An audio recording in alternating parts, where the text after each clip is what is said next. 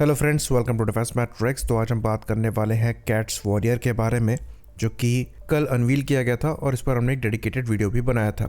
आज हम कुछ इंटरेस्टिंग फैक्ट्स के बारे में बात करेंगे जो कि इस यूकैफ से रिलेटेड है। तो ये चीज़ हम जानते हैं कि इस यूकैफ को मैन अनमैन टीमी सिस्टम के पार्ट के तौर पर बनाया जा रहा है और एक तरीके से आप कह सकते हैं कि पूरे कैट्स सिस्टम की ये बैकबोन है। तो इस यूकैफ की सबसे बड़ी खास बात यह है कि ये पूरी तरीके से इंडिजिनस है। यहाँ तक कि यहाँ पर जो इंजन्स इस्तेमाल किए जा रहे हैं ये भी इंडिजिनसली ही डेवलप्ड इंजन है। तो इन इंजन्स की परफॉर्मेंस को लेकर कुछ लोगों के डाउट्स हैं कि क्या ये इंजन्स सफिशिएंट होंगे कैट्स वॉरियर को पार करने के लिए। तो आज के इस वीडियो में हम यही समझने की कोशिश करेंगे। तो यहाँ पर जो इंजन इस्तेमाल किए जा रहे हैं ये इंडिजिनसली डेवलप्ड PTAE 7 इंजन्स हैं, जिनको ओरिजिनली 1980s में बनाया गया था लक्ष्य प्रोग्राम के लिए। तो यहाँ पर PTA का मतलब है पायलटलेस टारगेट एयरक्राफ्ट और E यहाँ पर स्टैंड करता है इंजन के लिए। तो 1980s में ही इन इंजन्स को डेवलप करने के लिए ऑलमोस्ट $500,000 का बजट रखा गया था और इन इंजन्स को French micro turbo TRI 60 engines को रिप्लेस करना था, जो कि again single spool turbojet engine है और इनको स्कैल्प EG या फिर स्टॉर्म शैडो मिसाइल में इस्तेमाल किया जाता है। तो यहाँ पर जो थ्रस्ट नंबर है ये 3.5 से 5.3 किलो न्यूटन के अप्रॉक्स का है। सिमिलर थ्रस्ट नंबर आपको PTAE 7 में मिल जाएंगे। जो कैट्स वॉरियर के लिए इस्तेमाल किया जा रहा है वो PTAE W वेरिएंट है, जिसमें कई इंपॉर्टेंट फीचर्स इंट्रोड्यूस किए गए हैं और वहाँ पर जो थ्रस्ट नंबर है ये 3.7 किलो न्यूटन के अप्रॉक्स का पहुंचता है। तो इस इंजन में मॉडिफिकेशन किए गए हैं, जिसके अंतर्गत twin engine digital engine control unit को लगाया गया है। साथ ही साथ माइक्रो प्रोसेसर को इस्तेमाल किया गया है फ्यूल मीटरिंग यूनिट के लिए। तो एक तरीके से फेडेक जैसा सिस्टम आपको यहाँ पर मिल जाएगा और ये इंजन जैसा कि हमने बताया 3.7 किलो न्यूटन का थ्रस्ट पैदा करने में सक्षम है और एक इंजन का जो वजन है ये अप्रॉक्सीमेटली 72 किलोग्राम्स का है। लेकिन अगर आप यहाँ पर लाइन रिप्लेसेबल यूनिट्स को ऐड कर देते हैं तो ये अप्रॉक्सीमेटली 84 किलोग्राम पहुंच जाता है। बाकी स्पेसिफिक फ्यूल कंजम्पशन भी इन इंजन्स का काफ़ी अच्छा माना जाता है और ये हायर सबसोनिक स्पीड पर फ्लाई कर सकते हैं। तो ऐसे दो इंजन्स कैट्स वॉरियर में इस्तेमाल किए जाएंगे। तो मैक्स जो सर्विस सीलिंग होगी इन इंजन्स की 9000 मीटर या फिर 9 किलोमीटर की होगी, जो कि अप्रॉक्सीमेटली 30,000 फीट तक होता है। तो अगर ऐसे दो इंजन इस्तेमाल किए जाते हैं तो ये देखना इंटरेस्टिंग होगा कि ये एयरक्राफ्ट की फ्लाइट सीलिंग को कैसे अफेक्ट करते हैं। ऑल्दो 30,000 फीट एक डिसेंट एल्टीट्यूड है नॉर्मल फ्लाइट ऑपरेशंस के लिए।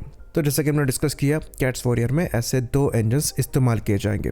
तो कुछ लोगों का यहाँ पर सवाल है कि अगर यहाँ पर दो इंजन्स की पावर को मिला भी दें तो जो थ्रस्ट नंबर है वो अप्रोक्सीमेटली 7.5 किलो न्यूटन तक पहुंचता है। तो क्या ये इतने बड़े एयरक्राफ्ट को पार करने में सक्षम होगा और इसे हायर सबसोनिक स्पीड पे ले जाने में सक्षम होगा? तो ये चीज़ हम आपको बता दें कि ये जो कैट्स वॉरियर है ये एक्चुअली काफ़ी क्लोज है स्पेसिफिकेशन में और परफॉर्मेंस में क्रेटोस के XQ-58 वैल्करी के, जो कि अगेन मैन अनमैन टीमी सिस्टम के ऑपरेशंस को परफॉर्म करने के लिए ही डेवलप किया जा रहा है। तो कैट्स वॉरियर की तरह आपको वहाँ पर भी दो इंटरनल वेपन बे मिल जाते हैं, जहाँ पर छोटे एयर टू सरफेस म्यूनिशंस को कैरी किया जाएगा, वहीं पर विंग्स पर दो एयर टू एयर मिसाइल्स को कैरी किया जाएगा जो कि लॉन्ग रेंज की होंगी।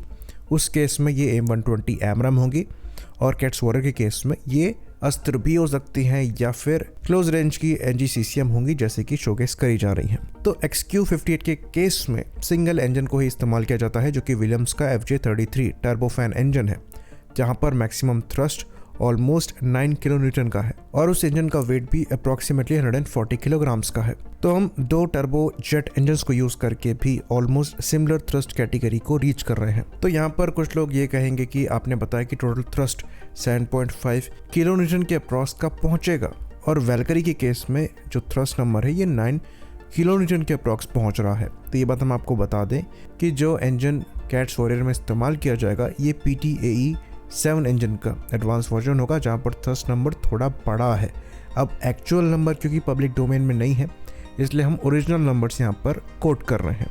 तो जो थ्रस्ट नंबर है ये दोनों इंजन्स का मिलाकर 8 किलो न्यूटन तक का पहुंचना चाहिए, जो कि एक 2.5 टन के approx maximum take off load वाले एयरक्राफ्ट के लिए सफिशिएंट होना चाहिए और ये चीज़ फ्लाइंग XQ-58 वैल्करी प्रूव कर रहा है। तो यहाँ पर जो आर्ग्यूमेंट आ रहा है कि 25 किलो न्यूटन थ्रस्ट वाले STFE-25 की यहाँ पर फ्यूचर में रिक्वायरमेंट होगी, तो ऐसा नहीं है।